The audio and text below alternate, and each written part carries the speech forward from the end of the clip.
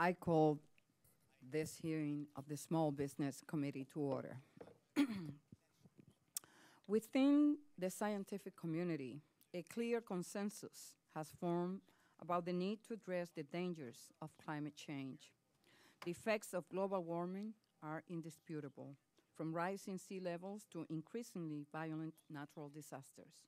Repercussions like these will be disastrous, not only in terms of human suffering, but also for our global economy. Across the country, America's small businesses are stepping up to help address this problem. Today, the Chicago Climate Exchange boasts 3,500 members and trades $9 million worth of carbon offsets. That is enough to mitigate annual emissions for 320,000 cars. Entrepreneurs and family farmers are pioneering innovative ways to reduce carbon in the atmosphere. Whether it's trading carbon credits or developing renewable fuels, small firms everywhere are making critical investments in a greener future. If it's done right, reducing greenhouse gas emissions will mean more opportunities for our small business economy. As legislation to address climate change goes forward, we need to make sure that the final proposal not only protects our environment, but creates jobs. Properly constructed legislation will result in a win-win. It will expand small business jobs while protecting the planet. Despite these opportunities, some businesses understandably worry about the expense of addressing climate change. And of course, it is important that entrepreneurs not be unfairly burdened as we transition to a carbon-constrained economy. Let's not forget, small businesses are some of the largest energy consumers, so we need to carefully consider how capping carbon emissions will affect them. In grappling with these issues, one thing has become clear. The only option not on the table is doing nothing. For better or worse, the EPA's recent decision to classify carbon dioxide as a dangerous pollutant means that it will now be regulated under the Clean Air Act. The Clean Air Act laws, which were enacted in 1970, simply were not written with this purpose in mind. Try to regulate carbon dioxide emissions through the existing Clean Air Act laws is trying to put a square peg in a round hole. That means the question is no longer if we're going to reduce greenhouse gas emissions, but rather when and how. If we are going to both address climate change and create new growth opportunities for small businesses, leadership will be required on all fronts, not just from EPA, but from Congress as well. That is the right way to go about this monumental task. The panel before us today can testify about some of the ways in which small businesses and family farmers are pioneering the green revolution. I look forward to hearing about their experiences in the growing field. However, if they're going to continue this impressive work, they will need the proper support from all of us. I thank our witnesses for being here today and now yield to Ranking Member Graves for his opening statement. Thank you, Madam Chair. Good afternoon, everyone, and thank you for participating in today's hearing. And I want to thank Chairman Velazquez for holding this timely hearing. The debate on climate change has shifted from the global cooling concerns of the 1970s to global warming today. There seems to be a broad consensus that human activities are increasing carbon dioxide emissions into the atmosphere. However, debate continues on how much those emissions are changing the climate, at what rate it is changing, and what effects exactly are going to be. It seems that you can find a statistic or a scientist that can support any position on climate change. And with such variation among scientists, I think it's important that we take a very calculated approach towards addressing climate change. Dramatic new requirements for industry can also have devastating effects on the economy, both for business and for consumers. Studies suggest that taxes from proposed climate change legislation could cost the American household thousands of dollars per year in increased energy bills. Revenues would be collected from new mandates on industry, and the costs would be passed on to the consumer, both residential and commercial. Considering the lagging economy, this is something that I look at as to be a big question. Is this something we want to do? And when other countries like China and India don't have the same strict caps, are we putting businesses in an unfair advantage here in the United States? Besides these concerns, I also find it alarming that nuclear power is not being considered as a renewable fuel source. If reducing CO2 emissions is truly a goal, then ignoring nuclear power is a big mistake, given it already provides this country with 20% of its electricity. Simply allowing nuclear power to meet new renewable electricity standards, I think, would moderate costs to consumers. Real solutions need to take into account regional differences throughout the country, take advantage of clean fuel within our borders, including natural gas and nuclear power, offer incentives, and carefully consider how our economy will be impacted both domestically and internationally. And again, thank you, Chairwoman, for holding this hearing. Thank you. I look forward to that testimony. Thank you, and I welcome our first witness, Mr. Fred Yoder. He's a corn farmer from Plain City, Ohio. Also, he is the past president of National Corn Growers Association and current member of the 25 by 25. Mr. Yoder also is part of a new task force, NCGA, established to evaluate climate issues. The NCGA represents more than 32,000 corn growers from 48 states. Welcome, sir. You have 5 minutes to make your... Thank you, Madam Chair and Ranking Member Graves. It's a pleasure for me to be here, and I appreciate remarks that you both had shared with us.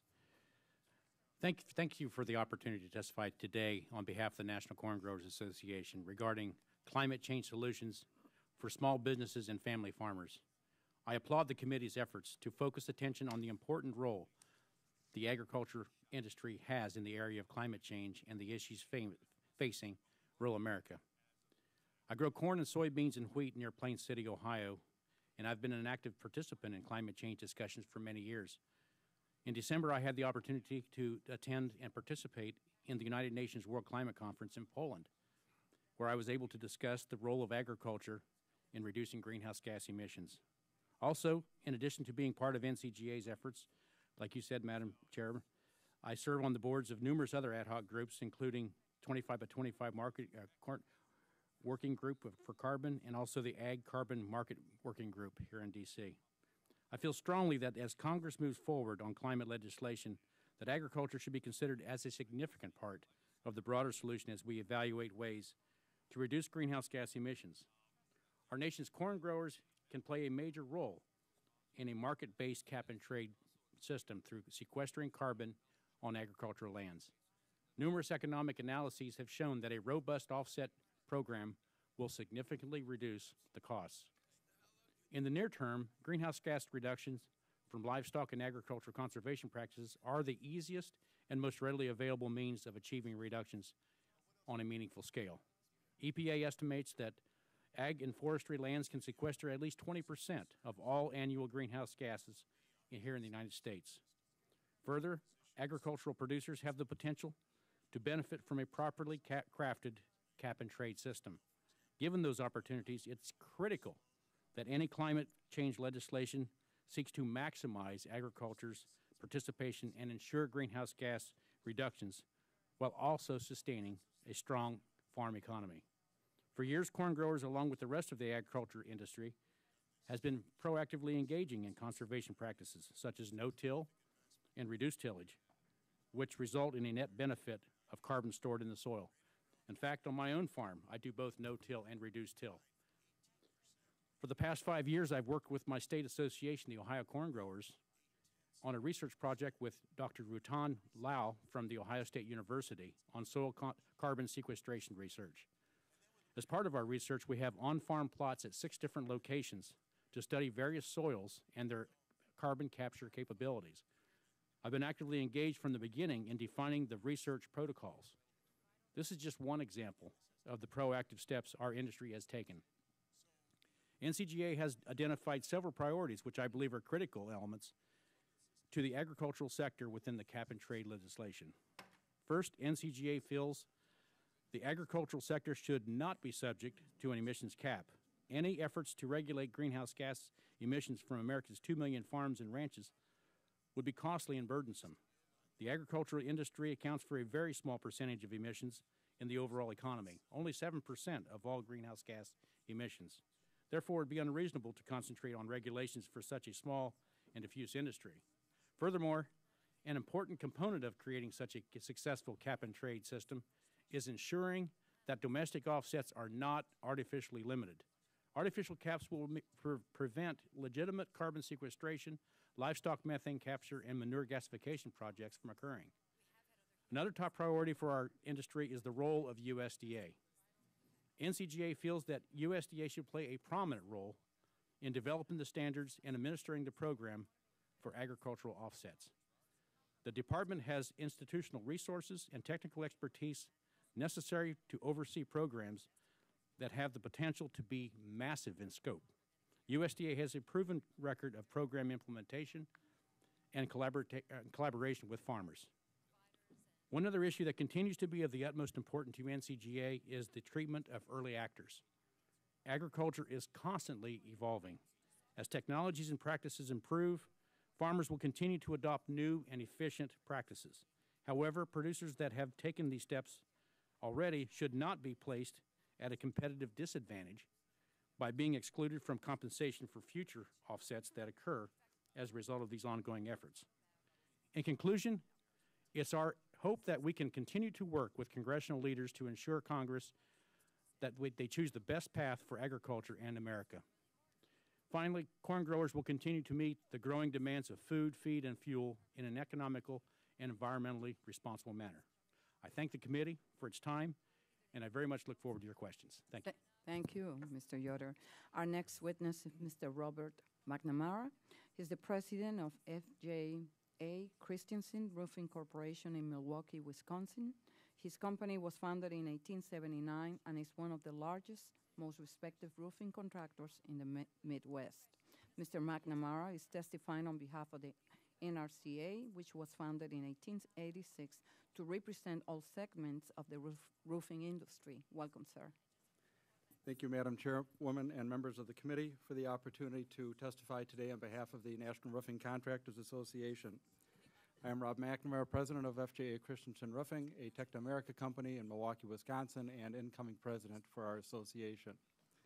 The roofing industry is uniquely positioned to play an important role in developing innovative solutions to climate change issues now being addressed by Congress.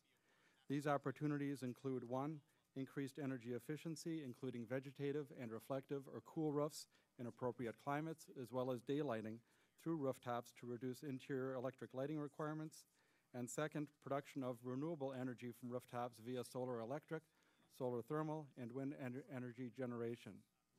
First, regarding increased energy efficiency, residential and commercial buildings in the U.S. account for about 30 to 40% of the carbon emissions generated by our nation. Providing incentives for building owners to adopt more energy-efficient roofing systems will provide numerous benefits to the public. Current trends toward the adoption of green buildings are key drivers of economic growth in our industry. NRCA and its members are working to maximize the environmental, energy conservation, and economic benefits of expanding green buildings through a variety of energy-efficient roof technologies that can help reduce carbon emissions and provide other environmental benefits.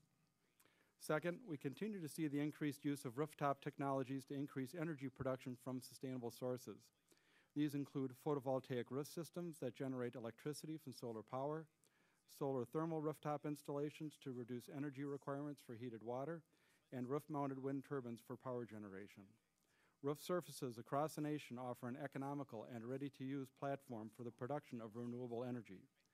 If only 1/3 of the roof area of current U.S. residential and commercial buildings was used for solar energy production, our rooftops could generate over 50,000 megawatts of power annually, or about 8% of our current electricity generating capacity. And these numbers will only increase with expected advances in PV technology and the resulting efficiencies in the coming years. As Congress considers legislation to address climate change issues, NRCA urges members to adopt market-based solutions wherever possible to achieve public policy goals. We are pleased that the discussion draft proposed by Representatives Waxman and Markey recognizes the positive role that energy-efficient roof systems can play. For instance, this proposal would accelerate the adoption of so-called cool roofs that reduce carbon emissions by achieving higher levels of solar reflectance. NRCA shares the proposal's objective to accelerate the use of energy-efficient roofs, yet we look forward to working with Congress to ensure that roof standards reflect the reality of differing climatic and geographic zones. NRCA also shares the goal of achieving accelerating energy efficiency by setting new standards for building codes. However, we urge Congress to work with the existing code bodies, the construction industry, and other stakeholders to maximize attainment of energy efficiency goals that are effective, practical, and achievable. NRCA also urges Congress to consider providing tax incentives for building owners who install energy-efficient roof systems that go beyond the requirements of existing building codes. While our industry can play a productive role in addressing climate change issues, NRCA does have concerns about the potential impact of a cap-and-trade system for combating climate change. Given that a large percentage of roofing products contain asphalt-based materials, a cap-and-trade program could adversely affect the price-sensitive roofing industry by raising input prices. NRCA urges Congress to remember that higher costs will inevitably be passed on to consumers, and this could inhibit the growth of our industry and the adoption of energy-efficient roofing. NRCA also has concerns over the Environmental Protection Agency's proposed endangerment finding, which would result in greenhouse gases being regulated under the Clean Air Act. Many of NRCA's members have already had untold number of projects canceled or put on hold indefinitely due to the downturn in our economy. The advent of additional regulation and permitting could bring our present level of activity to a virtual standstill. Finally, NRCA believes that Congress should remove an obstacle in current law affecting the expansion of energy-efficient roofing by passing the Green Roofing Energy Efficiency Tax Act. In lieu of the current 39-year depreciation schedule that is well beyond the average life of a roof system, GRETA would provide a more realistic 20-year tax depreciation schedule for commercial roof systems that meet a benchmark energy efficiency standard. By accelerating demand for green roof systems, GRETA will reduce carbon emissions by 20 million pounds per year and would benefit millions of small business owners. NRCA wishes to thank you, Madam Chairwoman, and also Congressman Moore for co-sponsoring GRETA. To conclude, NRCA believes that recent advances in energy-efficient and energy-producing roof systems will provide unique opportunities for our industry to play a significant role in addressing climate change issues, and we thank you for this opportunity to testify today. Thank you, Mr. McNamara. We have 3 votes, but we still have time for Mr. Johnson to make your testimony. So let me just introduce you formally. Mr. Johnson is a 3rd-generation family farmer from Turtle Lake, North Dakota. He is also president of the National Farmers Union. NFAU was founded in 1902 to help the family farmers address profitability issues and monopolistic practices, and today has a membership of 250,000 farm and ranch families. Welcome. Thank you, Madam Chairwoman and Ranking Member Graves. We are pleased to have this chance to testify on behalf of the agricultural community and specifically on behalf of our 250,000 members. National Farmers Union emerged as a leading voice for how agriculture can play a significant role in dealing with climate change a few years ago. Our policy, adopted by all of our members, supports a national mandatory carbon emission cap and trade system. We've seen the impacts of some of the climate change impacts over the years on our industry, and we think it is time that Congress dealt with this issue. We also think that it is, as you indicated, not a matter of if, but a matter of how and when that this issue gets addressed. We think it makes sense for us to use a cap-and-trade system. It is what much of the rest of the world seems to be doing. It provides flexibility that would be important for us, and hopefully it will provide an opportunity for our farmers and ranchers to participate in a meaningful way. Climate legislation, climate change legislation, if it is not passed, likely will result in EPA regulating. That is not something that our members would look forward to being subjected to. So we support a comprehensive legislative approach to addressing climate change. Agriculture's role. We believe that, as you heard in earlier testimony, we contribute less than about 7% of U.S. emissions in agriculture, but we have the potential to offset up to 20 to maybe 25% of all U.S. greenhouse gas emissions. And so we stand ready to play a role in that. The income potential from using offsets will be significant. Our members understand that whatever climate change legislation is ultimately implemented, it is going to result in increased costs for fuel and fertilizer and other inputs. We also want to have an opportunity to participate on the income side by the use of agricultural offsets. The distribution of allowances is particularly important, and we think that we have some suggestions in the testimony on how those allowances can be distributed back to the sector to help mitigate some of those cost increases that I referenced just a bit ago.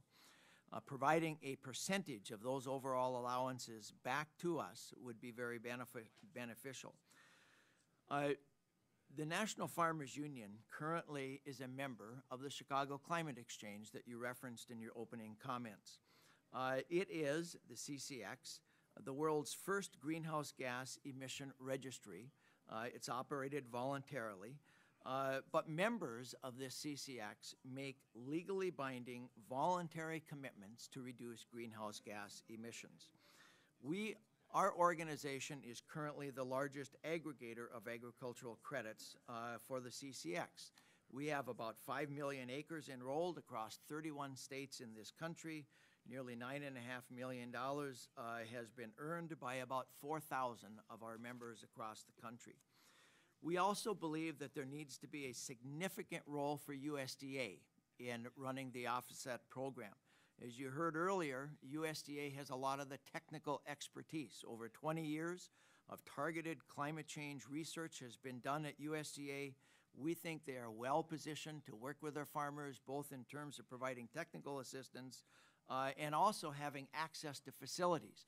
They basically have offices in virtually every county across the country. And so farmers and ranchers are used to dealing with them. We also believe that domestic offsets should be unlimited. There are a couple of reasons for that. Certainly the potential to sequester up to 20% of greenhouse gas emissions is something we don't want to overlook. Using offsets provides a mechanism for doing that. An arbitrary limit on offsets would work against sort of the idea of trying to keep this thing under some sort of cost control. The larger the market is, the more likely it is that the overall cost of the system will be reduced. And so offering unlimited offsets would help in that fashion as well. We have a number of other concerns. Just quickly, 3 topics. Additionality. We think that what you need to do in Congress is to establish a static baseline of activities. We want to make sure that we don't punish early actors. In fact, they ought to be rewarded. There are systems to deal with reversals, which is an issue that some on the other side of this issue have sometimes raised from the environmental standpoint. And we also support stackable credits. Just because a farmer implements a practice that it's good for the environment with respect to soil erosion should not mean that that person shouldn't be able to take advantage of an economic opportunity to also reduce greenhouse gas emissions. With that, Madam Chair, I would be pleased to respond to any questions when that time comes. Thank you, Mr. Johnson, and the committee now stands in recess until we come back from voting. Thank you.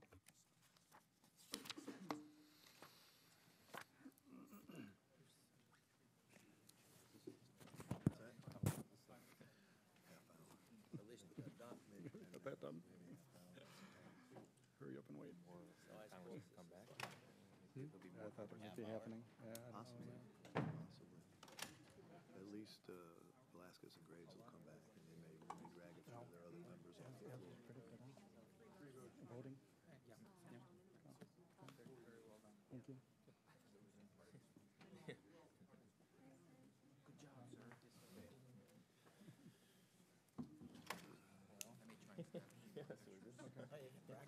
Yeah, right. Yeah, I know what you're trying to catch me, but yeah, right. I knew when it was, but you didn't know when it was. That's a problem. Okay. Go like this. Well, they have enough